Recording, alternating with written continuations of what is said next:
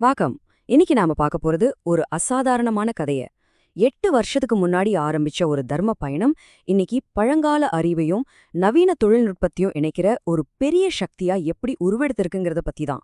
வாங்க, ஸ்வதர்மாவோட இந்த 8 வருஷ பயணத்தை பத்தி விரிவா பார்க்கலாம்.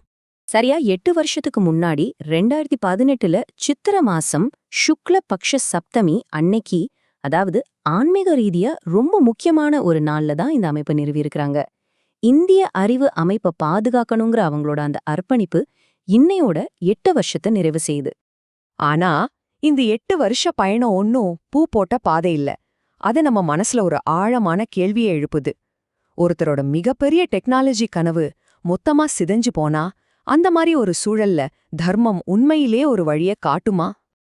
இந்த கேள்விக்கான பதில் எங்க இருக்கு தெரியுமா? ஸ்வதர்மாவோட பயணத்துல நடந்த ஒரு பெரிய வீழ்ச்சிலையும் அதிலேருந்து அவங்க எப்படி மீண்டு வந்தாங்கங்கிற அந்த விதத்திலையும் தான் இருக்கு.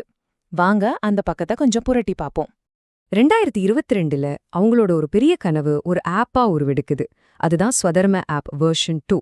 பஞ்சாங்கம், லைப்ரரி, குடும்ப தகவல் வங்கின்னு ஏகப்பட்ட வசதிகளோட கிட்டத்தட்ட 3000 பயனர்கள், 6.5 லட்சம் ரூபாய் முதலீட்டுல உருவான ஒரு பிரம்மாண்டமான முயற்சி அது. ஆனா இவ்ளோ பெரிய முயற்சி ஒரு பெரிய இடத்துல தட்டி நின்னுடுச்சு. சரியான டெவலப்பர் சப்போர்ட் கிடைக்காததாலும் நிதி பற்றாக்குறையாலையும் அந்த ஆப்பை நிறுத்த வேண்டிய கட்டாயம். இது அவங்களுக்கு ஒரு மிகப்பெரிய பின்னடைவு. ஆனா இங்கதான் கதையே மாறுது. ஒரு நிஜமான திருப்பு முனை. துவண்டு போய் உட்கார்ந்துடாம நிறுவனர்கள் ராகவேந்திரன் மற்றும் பிரசன்னா ஒரு அசாதாரணமான முடிவெடுத்தாங்க. யோசிச்சு பாருங்க, ஒரு பக்கம் பாரம்பரிய வானியல் கணக்கீட்டு முறையான வாக்கிய கணிதம், இன்னொரு பக்கம் லேட்டஸ்ட் பைத்தான் கோடிங். இது ரெண்டையுமே அவங்களே கத்துக்கிட்டாங்க. இந்த சுயசார்பு தான் அவங்களோட மீள் எழுச்சிக்கு அடித்தளமா இருந்துச்சு. அந்த ஒரு வீழ்ச்சியிலிருந்து கிடைச்ச அனுபவம் இருக்கே, அதுதான் அவங்களோட மிகப்பெரிய பலமா மாறுச்சு. அந்த அனுபவத்தோட ஒரு வெளிப்பாடுதான் இன்னைக்கு அவங்க வழங்குற 6 முக்கியமான தெளிவான சேவைகள். அவங்க கத்துக்கிட்ட பாடத்தை வச்சு அவங்களோட வேலையை 3 முக்கிய தூண்களா பிரிச்சாங்க. ஜோதிஷம், வைதிக சகாயா, அப்புறம் ஸ்வதர்மா லைப்ரரி. இதுக்கு கீழே 6 முக்கியமான சேவைகளை தொகுத்து தங்களோட கவனத்தையும் திறமையையும் ஒருமுகப்படுத்தியிருக்காங்க. உதாரணத்துக்கு அவங்களோட ஜோதிஷம் பிரிவு எடுத்துக்கிட்டா அநேகா வாக்கிய பஞ்சாங்கம்னு ஒரு ஆப் இருக்கு. இது என்ன பண்ணுதுன்னா, அடுத்த 250 வருஷத்துக்கான பாரம்பரிய ஜோதிட கணக்கீடுகளை பத்திரமா பாதுகாக்குது. எவ்ளோ பெரிய விஷயம் பாருங்க. அடுத்து வைதீக சகாய பிரிவுல வி யூனிட்டின்னு ஒரு தளம். இது வைதிக சமூகத்துல இருக்கிறவங்கள ஒன்னு சேர்க்கறதுக்கும் அவங்களுக்குள்ள தொழில்முறை வாய்ப்புகளை உருவாக்கி கொடுக்கறதுக்கும் ஒரு சூப்பரான கருவியா செய்யப்படுது.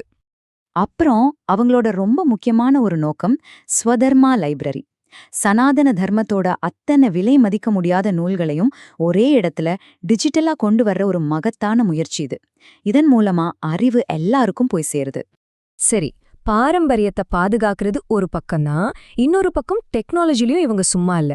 இப்ப அவங்க ஏஐ, அதாவது செயற்கை நுண்ணறிவு உலகத்துக்குள்ள நுழைஞ்சிருக்காங்க. இது ரொம்பவே சுவாரஸ்யமான ஒரு கட்டம். இந்த ஏஐ முயற்சிக்கு பின்னாடி ஒரு ஆழமான தேடல் இருக்கு. அது என்னன்னா, ஒரு விஷயம் உண்மையிலேயே மகாபெரிவா சொன்னதுதானா, இத 100% உறுதியா தெரிஞ்சுக்கணுங்கிற அந்த ஒரு நோக்கத்திலிருந்து தான் இந்த வேலையை ஆரம்பிச்சிருக்கிறாங்க. அதாவது நம்பகத்தன்மைக்கு அவ்ளோ முக்கியத்துவம் கொடுக்கறாங்க. இந்த தேடலோட விளைவா 2 அசத்தலான ஏஐ கருவிகள் உருவாகியிருக்கு. ஒன்னு நம்ம சாஸ்திரங்களோடையே நேருக்கு நேர் பேசுற மாதிரி ஒரு லைப்ரரி ஏஐ, இன்னொன்னு ஜகத்குரு உபதேச ஏஐ. இது மகாபெரியவாவோட உபதேசங்களை அது எந்த புத்தகத்துல எந்த பக்கத்துல இருக்குங்கிற ஆதாரத்தோட நமக்கு கொடுக்கும். இது உண்மையிலேயே அறிவோட அடுத்த கட்டம். இந்த 8 வருஷ அனுபவம், இந்த தொழில்நுட்ப வளர்ச்சி, இதெல்லாம் சேர்ந்து இப்போ ஸ்வதர்மாவை அவங்க பயணத்தோட அடுத்த கட்டத்துக்கு கூட்டிட்டு போயிருக்கு. இது ஒரு புதிய அத்தியாயத்துக்கான அழைப்புன்னே சொல்லலாம். இதுவரைக்கும் அவங்க தங்களுக்காகவும் தங்களோட நோக்கங்களுக்காகவும் ப்ராஜெக்ட்ஸ் பண்ணிட்டு இருந்தாங்க. ஆனா இப்போ தங்களோட திறமைகளை மத்தவங்களுக்கும் பகிர்ந்துக்க ரெடி ஆயிட்டாங்க. அதாவது அவங்க கிட்ட இருக்கிற டெக்னாலஜி, ஏஐ, மேனேஜ்மெண்ட் திறமைகளை மத்த தர்ம அமைப்புகளுக்கும் ஒரு சேவையா வழங்குறாங்க.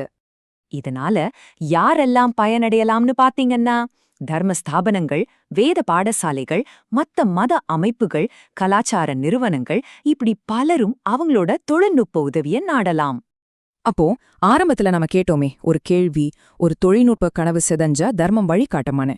நிச்சயமா வழிகாட்டும். அதுக்கு ஸ்வதர்மா ஒரு மிகச்சிறந்த உதாரணம். அந்த வீழ்ச்சியோட அனுபவம் தான் இன்னைக்கு அவங்களையே மத்தவங்களுக்கு வழி காட்டுற ஒரு தொழில்நுட்ப சக்தியா மாத்திருக்கு. தர்மத்தோட இந்த நவீன பயணத்துல நீங்களும் இணையணும்னா அவங்களோட வெப்சைட்டை பாருங்க.